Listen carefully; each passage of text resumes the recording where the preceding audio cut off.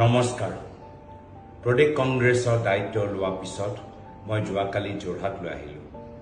যোৰহাট লৈ অহা এটাহে উদ্দেশ্য যে যিদৰে এটা গুৰুত্বপূৰ্ণ কাম কৰাৰ আগত আমি নিজৰ মাতৃ আৰু পিতৃৰ আশীৰ্বাদ লওঁ, সেই একেদৰে দিল্লীত মোৰ মাতৃৰ আশীৰ্বাদ লোৱাৰ পিছত মই যোৰহাট লৈ আহি আমাৰ যোৰহাটৰ ঘৰত গৈ মোৰ প্ৰয়াত পিতৃক শ্ৰদ্ধাৰে সুঁৱৰি মই তেখেতৰ আশীৰ্বাদ বিচাৰিলোঁ।